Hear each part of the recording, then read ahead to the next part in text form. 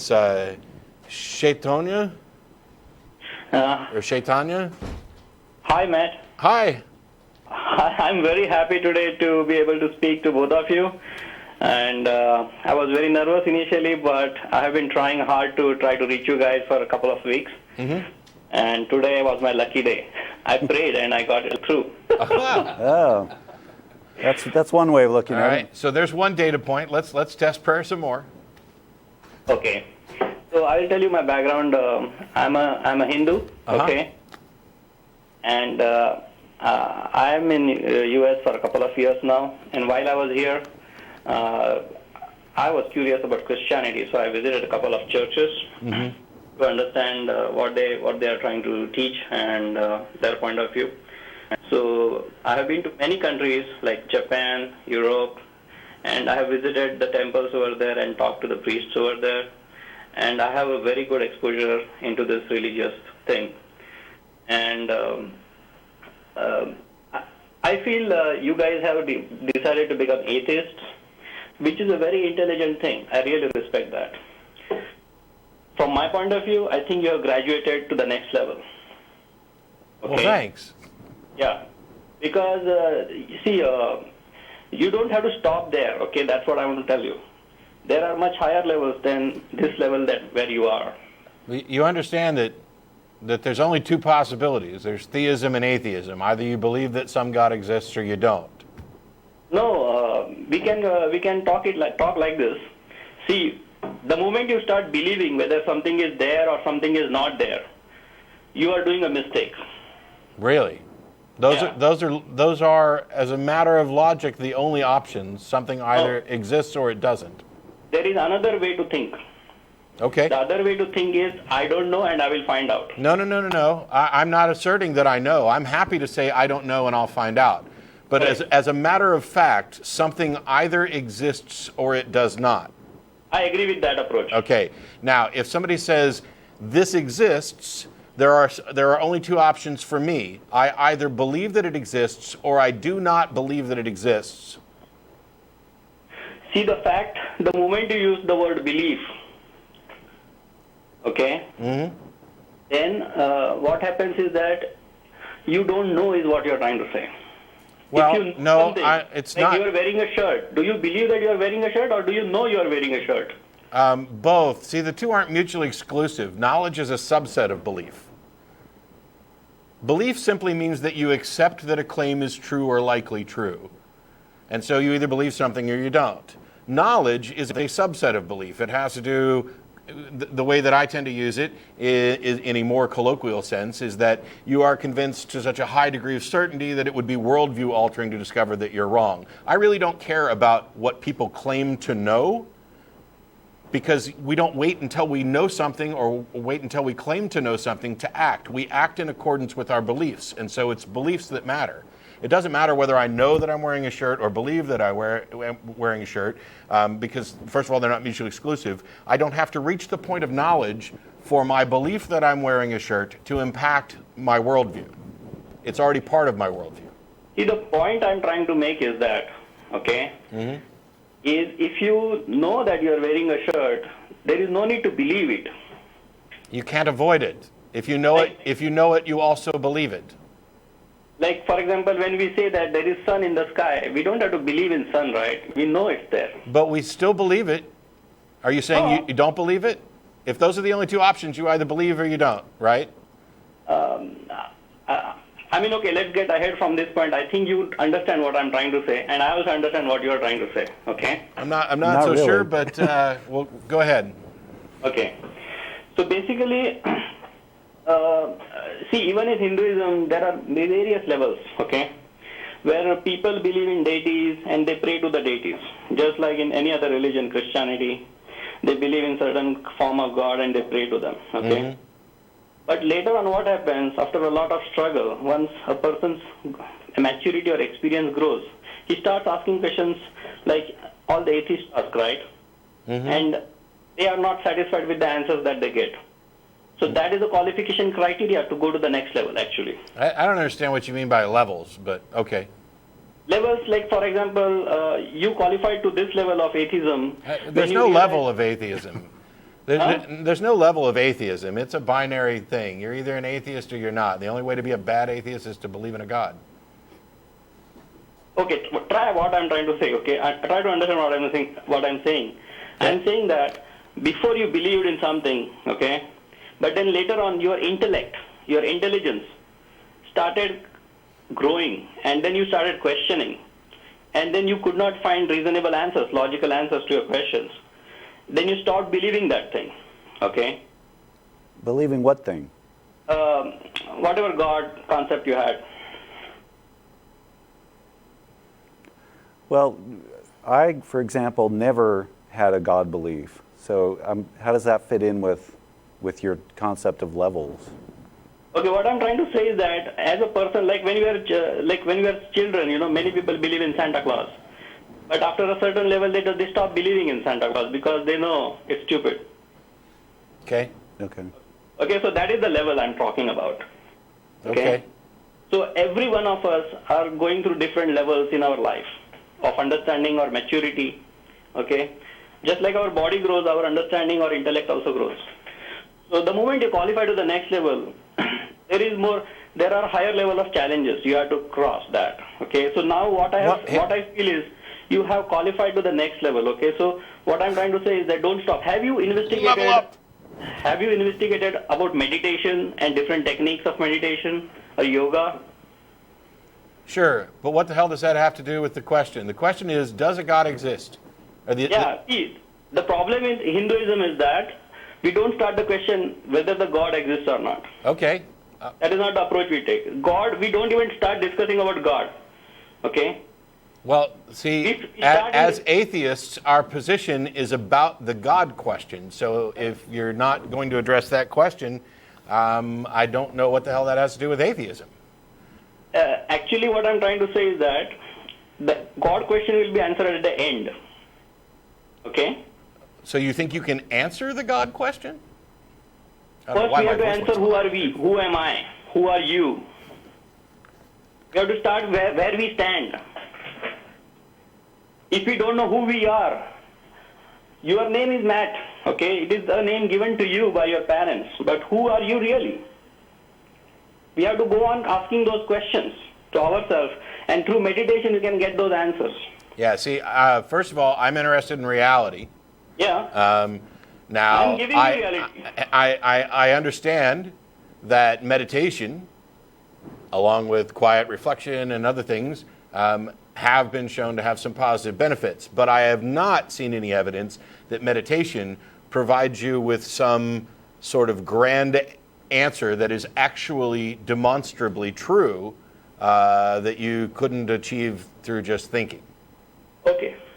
I understand what you're saying. See, the thing is, we have to understand there are two types of sciences. One is subjective science and the other is objective science. Okay? Are you with me? No, not really.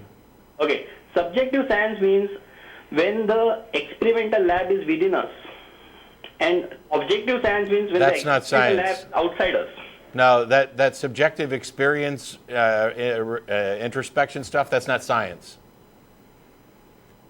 Yeah, I would say all of science is objective, or it's not science. Or strives to eliminate subjective. Right. Okay, I will try to explain what is subjective. Let's say I eat an apple, okay? Mm-hmm. And I give the apple to you also. You also taste it. So how the apple is going to taste to you, I will never know, or you will never know how it tastes to me. It's a subjective experience. Okay. I agree with you in part in that I cannot fully comprehend what it's like to you, and I cannot have the same exact experience that you are, that it is necessarily subjective. But that doesn't mean that our individual experiences don't still tie to an external reality. See, that is where I want to try. See, this is a challenge when we start discussing about spirituality or God. The whole discussion is within the realm of subjectivity. Well, then I'm uninterested. If it can't be demonstrated, if there is no reliable path, if there's no scientific process to demonstrate the truth of it, then one subjective claim is just as good as another. If we have no evidence supporting it, that is subject to independent verification, falsification, peer review, et cetera, I'm not interested. You might as well tell me, it's like if somebody comes to me and says, hey, I was abducted by aliens last night. Well, they might have been. But if we have absolutely no way to verify it, and there is no supporting evidence that even the kind of thing that they're talking about is actually true, then we can't be justified in claiming that their story is true. And so their story is irrelevant to me. Apart from telling me something about them. Okay, I understand what you're trying to say, but let's say if I give you a process, let's say there are 10 steps in the process, and if I ask you, okay, if you walk these 10 steps, okay, and then you will go through that experience, what would you say? Well, I don't know. See, it's a science, okay? It's an inner science, but... What? I'm sorry, what? It is a science. But okay. It is a different... See, this no, is no, no. You're saying... You are stopping at the objective level science, okay? Yes. You are stopping at the objective level science, and that is what I'm trying to challenge you, that don't stop there. Okay? Well, I'm sorry, but if we don't stop there, then we haven't got any viable pathway to distinguish truth from fantasy. So let's say we document the process. There are 10 steps. Let's say I'm proposing 10 steps, A, B, C, D, E, F, G, whatever, okay? And I'm telling 100 people to follow it, okay? Mm-hmm. And then they will reach to a certain level of tranquility within themselves. How did you measure a level of tranquility within themselves? Unfortunately, there are no science tools available in the world today to measure anything in the subjective world. Right. So how can you even pretend that you just demonstrated something that is reliable if you can't quantify it? Okay, Matt, tell me one thing in your life. Have you ever met anybody who was able to demonstrate certain superhuman capabilities? What do you mean by superhuman? Because Michael Jordan may be considered superhuman, he's certainly better than the average or even the exceptional human being at a particular thing. Like, now, I'm not talking of someone who is able to lift, let's say, 400 kilos of weight versus you are able to lift only 100 kilos of weight. I'm not saying that. Okay. What I'm trying to say is that, which is humanly impossible, something like to be able to read something from your past, okay, just by looking at you.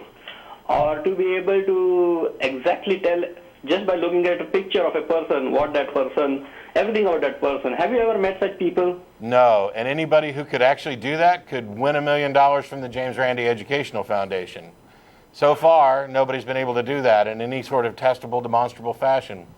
Actually, I have a couple of people who are able to do that, and I investigated the James Randi Foundation, but I found that they are not acknowledging or respecting certain claims, okay? Because the only claims that, well, I won't say the only ones, there are claims that they don't test, things like people claiming that they can jump off a building and fly, because if they decided to test that, they would potentially be liable for that idiot dying. Yeah, correct. I agree with you. So there is nothing such sort of danger in that. I know, okay? Yeah, but if you're talking about, if you know somebody who can look at a picture and tell you everything about a person, that's something that the James Randi Educational Foundation would most definitely test. And I will tell you that I know many people like that, okay? And with my personal own experience, I have tested that. Okay? Well, you could present one and to the JREF and have them tested. Why don't you do that? I will tell you, I have sent them like emails almost every month, and I have not received any response from them, okay? So I don't believe there are any credible people who are really there to, open up these secrets. You're aware that they've actually conducted these tests live not every year, but for the past couple of years at the amazing meeting in Las Vegas, that they actually do a test, right? I know. See, okay. There could be two agendas of that James Randi thing. What it could be is there are many people who are cheats also. To expose the cheats, that could be one agenda, okay? But they would not touch the genuine guys. That's okay. I tell you what, I don't have $1 million.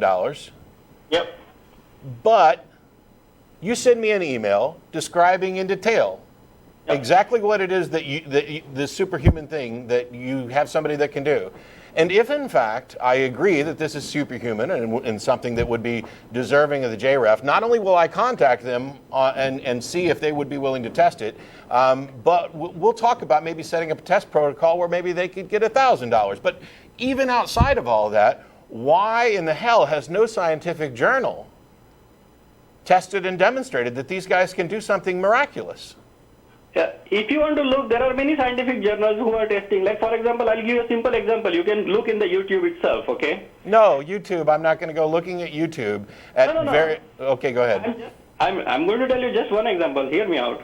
There is one guy, okay, who has not eaten food for many years. Bullshit. Do you believe this is possible? No, I actually, not only do I not believe that it's possible, I am utterly convinced that it is a lie. These supposed sun eaters have been tested, and they are liars. Now, that doesn't mean they're all liars. Maybe you found somebody who actually can exist without eating. But until they're tested under strict conditions, you can't claim that it's true. And the fact that you would point to YouTube and say, look, here's a video about a guy who claims he hasn't eaten anything in years. I mean, that's just nonsense. Come on, I'm trying to tell you that there are certain examples and we can personally go and investigate. What is the big deal? I can't investigate whether or not somebody has eaten in the past 3 years, but what I can do is lock them in a room without food and see how long they last. And no wonder the JREF doesn't want to test your absolutely preposterous claim. You started off by talking about somebody who could look at pictures and tell you about people. And now, as your prime example, you want to go to a test that is harmful. Why? I'm ready for that kind of challenge that I will take you to those people. I don't want to go to somebody who claims they haven't eaten. That is the problem. No. The problem. You're running away. You're scared to face the truth. I'm scared. Would you let me finish the sentence? What I was saying was I don't want to go see those people who claim they haven't eaten because going to see them can prove nothing. Going to see someone who claims that they haven't eaten in years proves nothing. Do you know how long you'd have to sit with somebody and guard them to make sure that they weren't eating? Do you have any idea what that entails? Okay, scientifically I'll tell you, it takes 45 days for a man to die without food. Okay? So how do these people demonstrate that they haven't had food in 3 years or whatever? No, you don't have to stay there, stick around for 3 years. I'm saying just stick around for 60 days. See, that is the reason. See, you have to be equally passionate to find out the truth.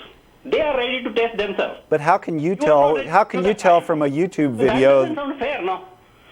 How can you tell by watching a YouTube video that this person didn't eat for even 45 days? I'm not saying that. Have you ever sat with any of them for 60 plus days? I have seen people myself my whole life. But Have you actually sat with any of these supposed sun eaters for 60 plus days, nonstop, 24 hours, verifying that they didn't eat? I have not sat. You haven't? I have not said, but we have to give them the benefit of doubt. No, we don't. You don't give the benefit of the doubt on claims about not eating food. Are you going to give somebody the benefit of the doubt when they claim that they can fly? Listen, we have to give them the benefit of doubt because we have to go there and test them. No, I'm not the one running away here. You're the one running away. You're running away by giving them the benefit of the doubt. You found something and you're willing to just go ahead and accept it at face value. And I'm sorry, but I'm a scientific guy. You are not scientific. Okay, and evaluate them scientifically. And these people, okay. You are demonstrating that you do not understand the rigors of scientific investigation. Do you think that, for example, Scientific American magazine would publish a big old article about these sun eaters, these people who don't eat, and say, our reason for accepting this is that we must give them the benefit of the doubt? Do you think that's the way science works? Science works based on a lot of, financing by corporations. Do you believe in all scientific journals? We're done. Thanks so much for calling in. No, listen. No, we're done. I was actually going to do something kind of fun today, and I'm sorry, I want to make sure you get in on this too, which was to have everybody in the studio audience kind of like get a card, and when they reached the point at which they would hang up on the caller, they would just hold it up. And then when I saw enough of these, that would determine, and I wouldn't hang up before I saw enough of them, but I forgot to hand out the cards. Science doesn't work that way, does it, John? No, it doesn't. And as soon as he said give them the benefit of the doubt on some claim they make, you're already outside the realm of science there. Science is demonstrating. You don't give anything the benefit of the doubt in science. Yeah. I mean, the benefit of the doubt is something that we would call faith and gullibility. It's one of those things where you can actually test those people. You could probably come up with a somewhat safe scientific protocol. But yeah, these people who claim that they don't eat, you would have to lock them up in a room and monitor them 24/7 to make sure that nobody was sneaking them any food. You'd have to monitor their health conditions. And there's a number of different ways that they could potentially cheat. One of the things is when scientists go and investigate this, they need to have people who are experts in fooling people involved in setting up the test protocols, which is why the James Randi Educational Foundation is run by magicians. And magicians are involved in, as far as I can tell, every test protocol they've ever set up, because that's where the expertise is in fooling people. It's just, I hear these things, these amazing things, and when we go on the occasions when we investigate this, it's kind of silly that pretend like we're not willing to investigate them. If somebody makes this amazing, miraculous claim, dowsing. We've tested dowsers over and over and over again. Will we ever reach a point where we've tested dowsers enough that we don't have to test them anymore? Well, as a rule, in the broad-based scientific pursuit of truth, no, we'll never reach that point, because it's possible that somebody could develop a dowsing talent or ability that's paranormal, and they could pass. There might be somebody who could pass. But when it comes to determining how we're going to spend our time, I'm pretty sure we don't really need to waste time testing dowsers anymore. At least anybody who wants to be tested and verified should have to pass some preliminary tests that don't waste the time of the people who are busy trying to do things like, I don't know, cure cancer. I talk to the dead. Great. When they talk back and you can prove it, then we'll have something to talk about. Yeah. But it's one of those things where it's so far outside the realm of everything that we've experienced that it's an extraordinary claim. So, okay, well, yeah, like you said, it may be true that somebody didn't eat for 60 days and survived. That would be extraordinary claim. You don't just believe that until they can be proved to be doing some kind of trick. It's the other way around.